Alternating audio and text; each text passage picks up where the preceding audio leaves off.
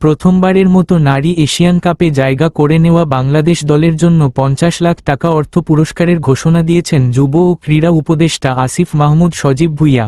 জাতীয় ক্রীড়া পরিষদের সচিব মোহাম্মদ আমিনুল ইসলাম আজ রাতে এক বার্তায় এমনটা জানিয়েছেন, যেখানে বলা হয়েছে, ইতিহাস গড়ে প্রথমবারের মতো এএফসি নারী এশিয়ান কাপের মূল পর্বে জায়গা করে নেওয়ায় নারী ফুটবল দলের জন্য 50 লাখ টাকার পুরস্কার ঘোষণা যুব ও ক্রীড়া উপদেষ্টার। এর আগে গত অক্টোবরে নেপালে সাফ চ্যাম্পিয়নশিপ জেতা নারী দলের হাতে 1 কোটি টাকার পুরস্কারের চেক তুলে দেন যুব ও ক্রীড়া উপদেষ্টা।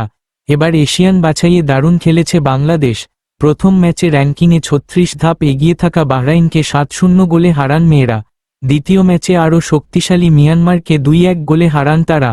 একই দিন তুর্কমেনিস্তান বাহরাইন ম্যাচ 2-2 গোলে ড্র হওয়ায় এক ম্যাচ হাতে রেখেই এশিয়ান কাপের মূল পর্ব নিশ্চিত হয়ে যায় বাংলাদেশের। সর্বশেষ তুর্কমেনিস্তানের সঙ্গে 7-0 গোলের জয় দিয়ে টুর্নামেন্ট শেষ করেন আফিদা ঋতুপর্ণারা। এশিয়ান বাছাইয়ে বাংলাদেশের অতীত সুখকর ছিল না। এবারের আগে 2022 ও 2014 আসরে 5 ম্যাচে একটিও জয় পায়নি, উল্টো হজম করে 25 গোল। এবার সেই তিক্ততা ভুলে নতুন ইতিহাস লিখেছেন বাংলাদেশের মেয়েরা। ধন্যবাদ ভিডিওটা শেষ পর্যন্ত দেখার জন্য। লাইক, কমেন্ট আর শেয়ার করতে ভুলবেন না। সাবস্ক্রাইব করে আমাদের সাথে থাকুন। কেমন লাগলো জানাবেন নিচে। আগামী ভিডিওতে আবার দেখা হবে, ইনশাআল্লাহ।